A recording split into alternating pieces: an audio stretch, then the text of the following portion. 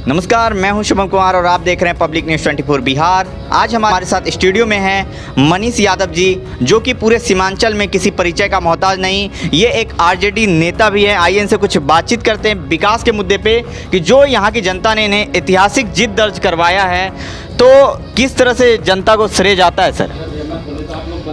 देखिए, इसका पूरा श्रेय तो खाबदा पंचायत की महान जनता को ही जाता है और ये जो ऐतिहासिक जीत हुई है वो मैं पूरी तरीके से खाबदा पंचायत की महान जनता को समर्पित करता हूं।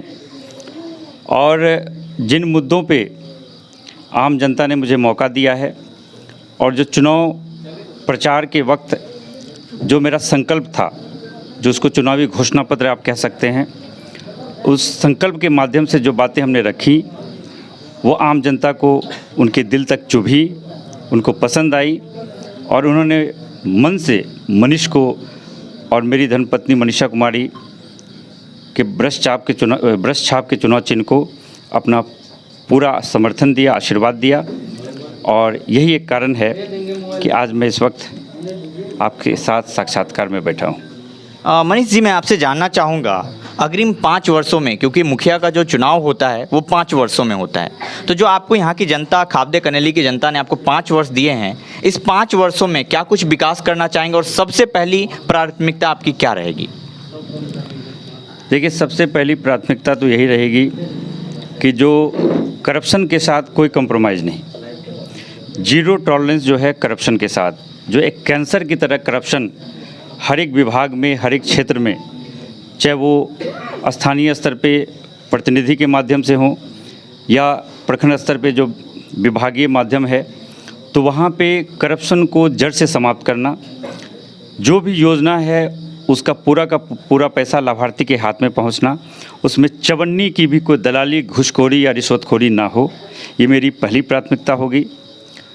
खाबदा पंचायत के अंदर मेरे ईश्वरतुल्य पिताजी भारतेंदु प्रसाद यादव जी का, खोखा बाबू का सपना था कि खाबदा पंचायत के अंदर एक अस्पताल का निर्माण हो और आदर्श ग्राम पंचायत की स्थापना हो, जिसके तहत अस्पताल का निर्माण हो, एम्बुलेंस की व्यवस्था हो, जो 1 नंबर से 18 नंबर वार्ड तक, हमारे पंचायत के अंदर 18 वार्ड हैं, वो 24 घंटे 18 वार्ड के लोगों की सेवा के लिए समर्पित हो।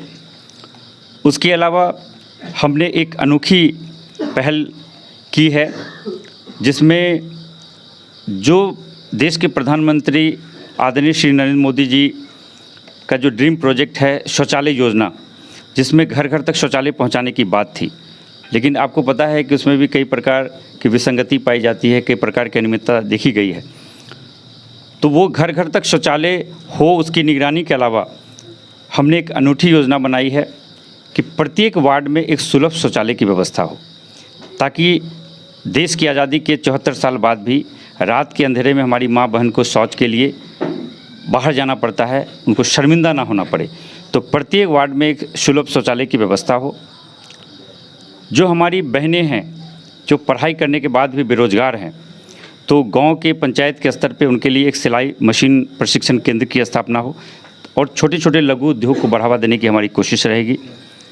इसके अलावा जो किसान हैं, वो किसान जब ज़मीन का रसीद कटाने जाते हैं या म्यूटेशन के लिए जाते हैं, तो जिस प्रकार से बड़े पैमाने पे घूसखोरी होती है, 5,000 10,000 रुपया रिश्वत लिया जाता है और इनको ब्लॉक में भटकना पड़ता है। तो ब्लॉक जो कर्मचारी हैं वो महीने के 2 दिन 3 दिन पंचायत भवन में आकर वो फ्री में निःशुल्क लोगों की सेवा करें, उनका काम करें। और इन बुनियादी समस्याओं के अलावा एक खाबदा पंचायत का कार्यालय नरपतगंज प्रखंड में हो, ताकि यदि थाना, पुलिस, अस्पताल, ब्लॉक का कोई काम पड़े तो वहाँ हमारा एक प्रतिनिधि, जिसको हम तनख्वाह देकर रखेंगे, जिनका ये काम होगा कि खाबदा पंचायत की जनता जब प्रखंड में पहुँचे तो उनको सहयोग देने के लिए वो हमेशा तत्पर रहे, खड़ी रहे। सर, मैं आपसे जानना चाहूँगा, क्योंकि अभी जैसा कि अक्टूबर का महीना चल रहा है, आपके पंचायत में मुझे जहाँ तक पता चला कि कुछ वार्ड में बाढ़ आया हुआ है, तो क्या ये क्षेत्र का कुछ वार्ड जो है बाढ़ ग्रसित है क्या? देखिए, वैसे तो पूरा सीमांचल, पूरा कोसी का इलाका ही बाढ़ग्रस्त रहता है और ये खुशकिस्मती थी कि इस बार अगस्त के महीने में जो संभावना जताई जा रही थी कि फिर से कुसहा बांध टूटने वाला है या फिर उस प्रकार की बाढ़ त्रासदी झेलनी पड़ सकती है, लेकिन वैसा बाढ़ नहीं आया।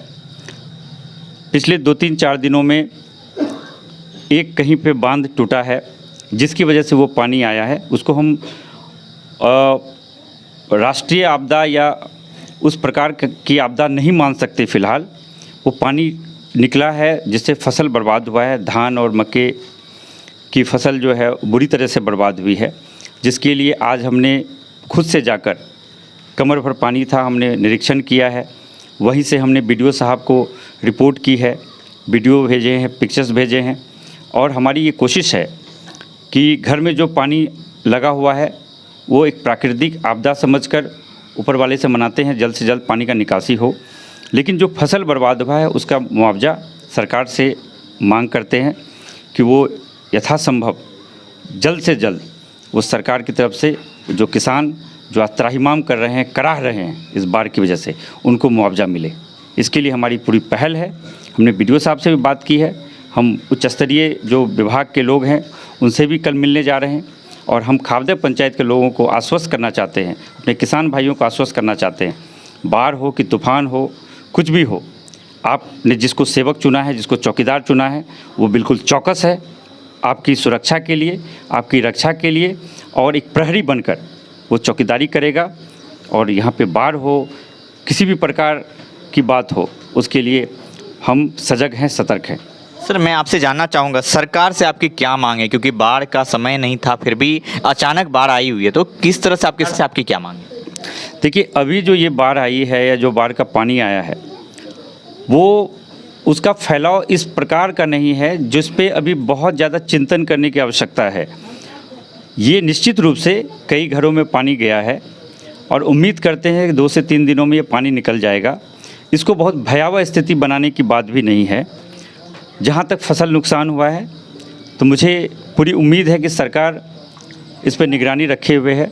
और हमारी ये जिम्मेदारी है कि जहाँ जहाँ घर में पानी गया है, पानी की निकासी जल्दी हो। जिस घर में कहीं घर गिरा हुआ है वहाँ हम यथासंभव व्यक्तिगत स्तर से क्या मदद कर सकते हैं, जहाँ राशन हम पहुँचा सकते हैं व्यक्तिगत स्तर से। और जैसा मैंने आपको बताया कि जो फसल का नुकसान हुआ है उसके लिए ऑलरेडी स्वयं बीडीओ साहब ने भी फ़ोन किया और मैंने पूरे विभाग को उसकी इत्तला दे दी है, जानकारी दे दी है। मुझे पूरी उम्मीद है कि 2 से 3 दिनों के अंदर निश्चित रूप से सरकार संज्ञान लेगी और जितने भी लोग किसान हमारे बाढ़ग्रस्त हैं उनको मुआवजा मिलेगा। सर, आप हमारे चैनल के माध्यम से आप अपने पंचायत की जनता जनार्दन को क्या कहना चाहेंगे? मैं खावदे पंचायत की महान जनता को हृदय के शुद्ध अंतःकरण से बहुत बहुत आभार व्यक्त करता हूँ, ये कहते हुए कि जिस ज़माने में जो हमारा पॉलिटिकल सिस्टम है वो इतना दूषित हो गया है कि लोगों का जो राजनीतिक व्यवस्था से एक जो उम्मीद है वो उम्मीद ख़त्म हो गई है। लोग हताश हो गए हैं, निराश हो गए हैं।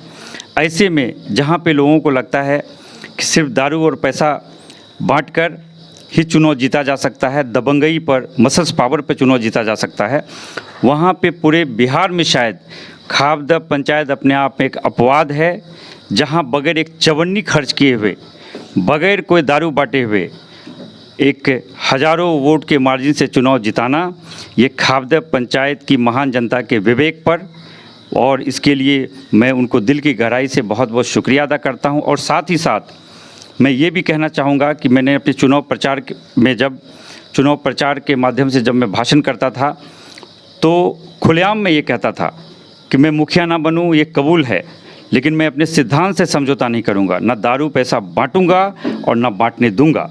ना हमने दारू पैसा बांटा और ना ही हमने दारू पैसा बांटने दिया। हम ये नहीं कह सकते हैं कि लोगों ने दारू पैसा बांटा नहीं होगा, लेकिन एक होती है चोरी, एक होती है डकैती। हम डकैती रोकने में कामयाब हुए और हमने ख़ास तौर पे माँ बहनों से ये निवेदन किया था, जो उम्मीदवार आपके घर के बच्चे के संस्कार को ख़राब करने के लिए, उनको नशे की लत लगाने के लिए, उनको बर्बाद, उनके उज्ज्वल भविष्य को बर्बाद करने के लिए आते हैं, उनको खबरदार, उनको अपने चौखट पर मत आने दीजिए। एक लक्ष्मण रेखा खींच दीजिए, ऐसे उम्मीदवारों का बहिष्कार कीजिए।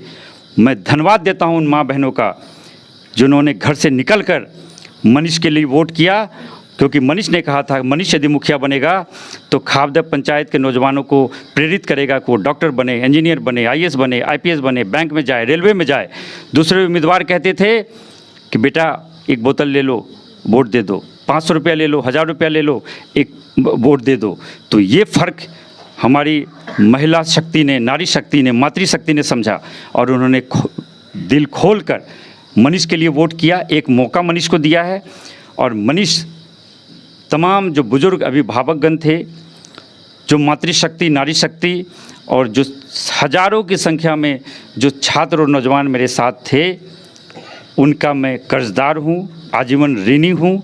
और मैं वायदा करता हूँ खाबदा पंचायत की महाजनता से कि जो जो संकल्प आदर्श ग्राम पंचायत की व्यवस्था के लिए, स्थापना के लिए हमने लिया था कि खाबदा पंचायत में अस्पताल का निर्माण होगा, एम्बुलेंस की व्यवस्था होगी, सुलभ शौचालय होगा, किसी भी योजना में कोई रिश्वतखोरी नहीं होगी, घूसखोरी नहीं होगी, एक चवन्नी की दलाली नहीं होगी।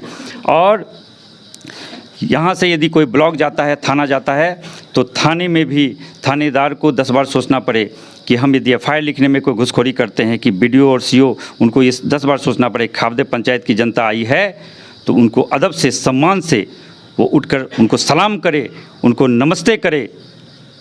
इसलिए मैं मुखिया प्रतिनिधि बना हूँ। जी, बहुत बहुत धन्यवाद आपका हमारे चैनल से बात करने के लिए। बहुत बहुत धन्यवाद और आपका बहुत बहुत दिल की गहराई से